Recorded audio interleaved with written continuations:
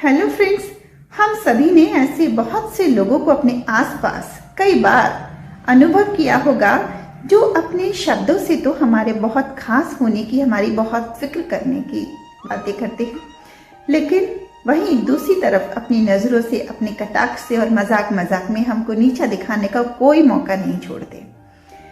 कहते हैं कि किसी को भी नीचा दिखाना है तो नीचा दिखाने की शुरुआत सबसे पहले मजाक से शुरू होती है। जब भी किसी की इंसल्ट करनी हो तो अक्सर लोग उस इंसल्टिंग वर्ड को कहकर बोल देते कि अरे मैं तो मजाक कर रहा था। तो इस तरीके के लोगों से हमेशा दूरी बनाकर रखनी चाहिए। और अगर हम कई बार ऐसा भी करते हैं कि हमको पता है कि इस इंसान ने मजाक मजाक में हमारी इंसल्ट की है और हमको बहुत बुरा लगता है, तो भी हम कह नहीं पाते और हमको लगता है चल उसने मजाक ही तो किया, हम ये कहकर अपने मन को बहला लेते हैं। लेकिन ये अपने आप को लेट डाउन करना होता है, अपनी सेल्फ स्टीम को बहुत लो समझना होता है। इसको हम ऐसा समझेंगे कि इस परिस्थिति को किस तरीके से हम इसमें ओवरकम करें।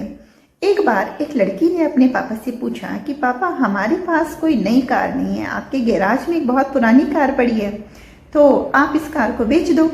तो उसके पिताजी ने कहा कि चलो एक काम करो, तुम कबाड़ी वाले के यहाँ जाओ और इस कार का दाम पता करके लाओ, पर इसको बेचना नहीं।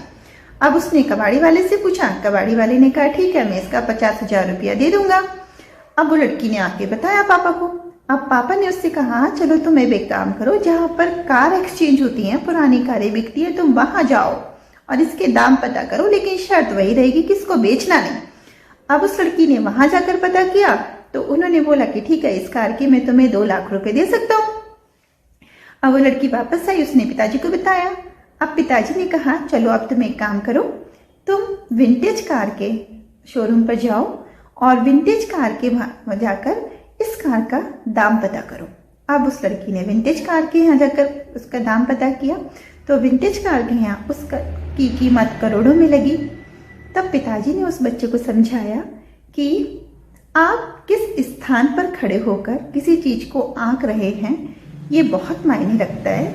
कई बार हो सकता है कि कोई इंसान एक कबाड़ी वाले की तरह हो जो अपनी औकात के हिसाब से आपको आके, कई बार हो सकता है कि कोई इंसान उस कार डीलर की तरह हो जो अपनी औकात के हिसाब से आपको नापे, लेकिन कहीं कहीं पर आपका मूल्य एक विंटेज कार की तरह भी हो सकता है।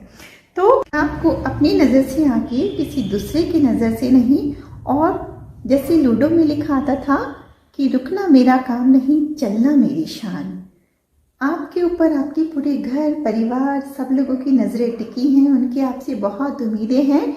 तो यहाँ पर एक शेर याद आता है कि कैसे कह दूं कि थक गया हूं मैं, कैसे कह दूं कि थक गया हूं मैं, जाने कितनों का हौसला हूं मैं। तो अपने हौसले को बनाए रखिए और अपनी सक्सेस स्टोरी आज से ही बनानी शुरू कर दीजिए। और मेरे इस वीडियो को अपने डियर वंस के साथ लाइक और शेयर जरूर करें और मेरे चैनल को सब्सक्राइब करें। और आप किस विषय पर नई वीडियो देखना चाहते हैं मुझे कमेंट बॉक्स में जरूर करें। अपना और अपनों की मेंटल हेल्थ का बहुत ध्यान रखें।